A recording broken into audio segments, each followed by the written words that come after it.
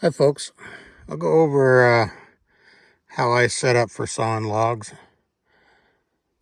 There's a lot of ways of doing it, and you could go out and buy a machine that'll do a lot of these features, and they're fairly easy features to overcome. I don't do anything complex.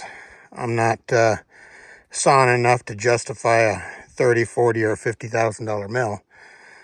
But what I've got into this mill is about 17,000. It's a 35 horsepower Oscar 336. And that's got the set works and a power feed on it. Not any hydraulics. I do have a tractor that I handle my logs with. I can handle large logs with that. So I've got it fairly simplified. I have this mill set up on pier blocks. These have a bolt that is welded to the bottom of the frame. It's a 4-inch, 3/4-inch bolt. The head of it is welded to the frame, and then they're put into those pier blocks, and a nut is used to adjust the level. And I have a bucket for capturing sawdust. It keeps this area a lot cleaner. This would build up pretty deep, and then I dump it into a little wagon, pulls with an ATV, and then I can dump it in another location to dispose of it. I've already gone through, 4 or 5 of these wagons. This area here I've cut 5 or 6 logs. I do from time to time have to sweep up because you don't catch 100% of the sawdust, but I sweep it up. When I get a big enough pile here, then I'll shovel it into the wagon and be done with it, because I don't really have space to get a tractor in here for operating behind the mill currently. So when we set the log dogs up, we try to orientate them to about the halfway mark of a log, and that simplifies it. I can make a couple cuts before I have to roll it. Now, because this is a small end, I do have a block of wood that elevates it off the rails about 3/4 of an inch. So that allows me to split the distance between the tail, and I do have some other ones. There's one that's a 4-inch riser, so that's a 3.5-inch riser. That's a 4-inch riser, and then you got a 5-inch riser if there was really heavy taper in the log. Those work. I just put them on the frame rail and put the log up on top. Once I roll it, I'll cut another slice or 2 out of it, and then the block comes out because I'll be down on my flat after that. And then as we walk through the log, so as I said, this is the large end of the log, and it's a little bit dirty, but I'm coming out of the log, so I'm not too worried about that. Dirt, of course, always will hamper your blade life with it, and the blade that I've got in here is fairly old.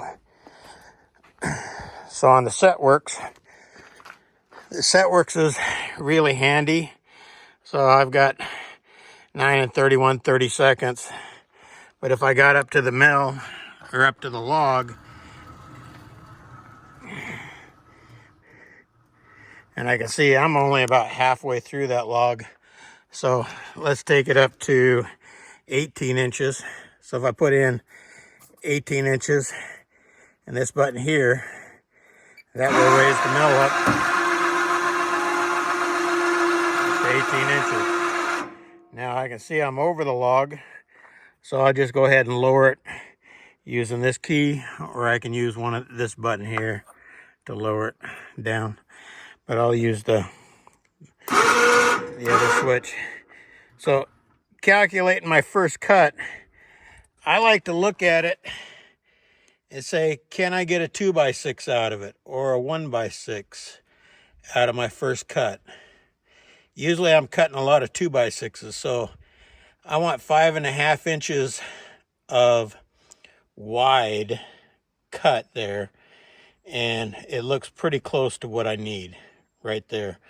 So that's where I'm going to start my first cut. I may take 1.5 inch cut out of it. So we're at 16 and 9/30 seconds. Let's remember that number. 16 and 9/30 seconds. If I use this button here, this marks it into a memory, and you'll see the green dot goes into the center there. That's the memory height of 16 and 9/30 seconds.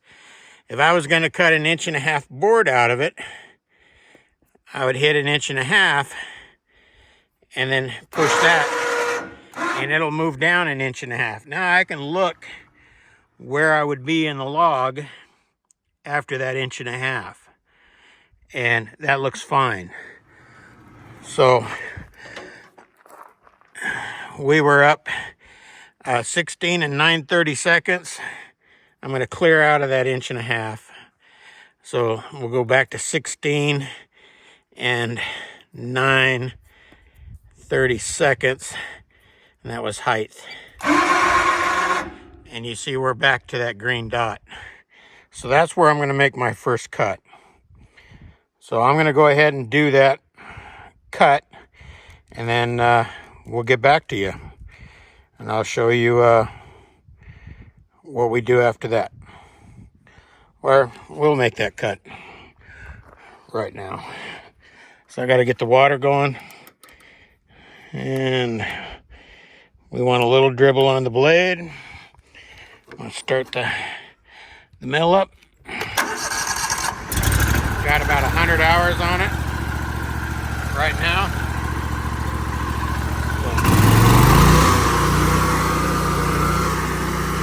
The power feed is here. So forward. We're going to move slow to the log, and I'm going to start real slow cutting, and then I can speed up, like there. Oh, got my hand in the way. As we cut through it, we're at the memory. I got a tad bit too much water going on. Turn the water back just a hair.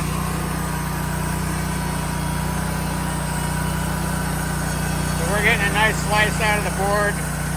Should have a 2x6 left over on the next cut. So when we pull that board on.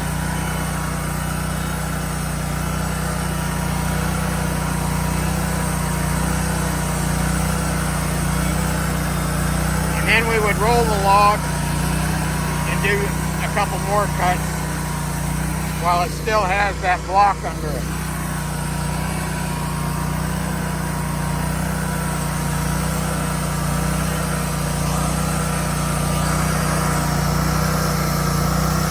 As we exit out of the log, I'll speed it up a little bit and then stop so I can get my board off of here.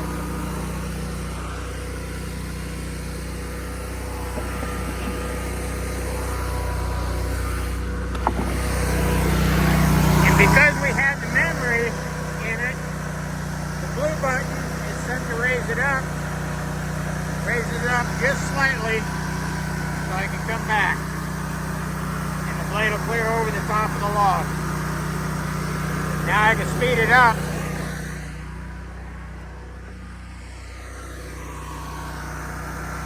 The mill's coming back.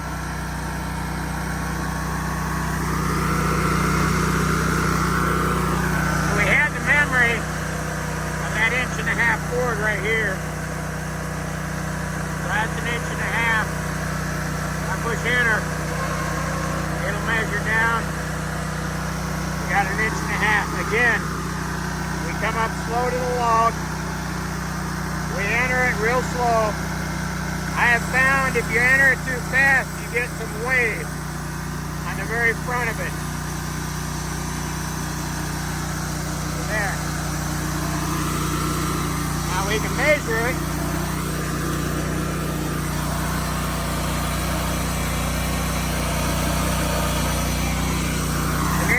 Board.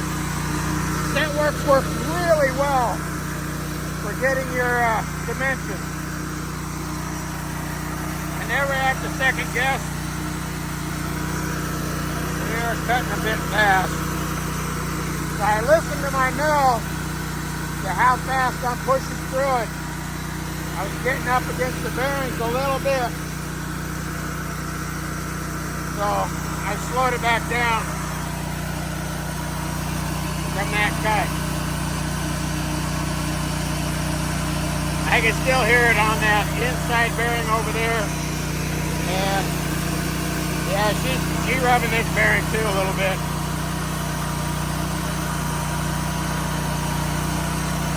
As we go through, because we have the memory, I don't even have to pull that board off right away to pull the mill back.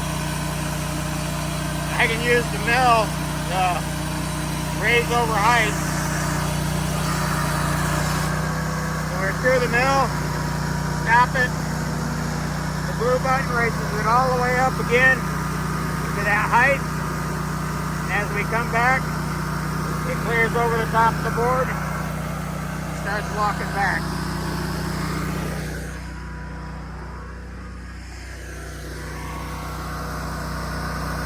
So as you're cutting a cant, it can be really handy. You don't have to remove the board. So now I've got that board I'm going to remove, and we're going to go ahead and set up to turn the log, and we'll cut another section off this side here. I'm not sure how many boards I'll get out of it. I'll get quite a few. Probably 10 or 12, I'm suspecting, on that size of log. But Setworks really makes it much, much easier for me to go through the log and get the most wood without, cutting too much waste.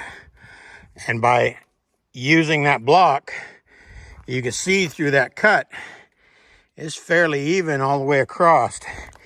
You can always usually expect a little wider down here on this section here to be a little wider, but it's not bad. So when I roll it, the next cut should be the same. I might have taken too much, but I don't think so, over a hole. That log didn't have a bad taper in it. So I'll get back to you on the next setup, and we'll do some more cutting.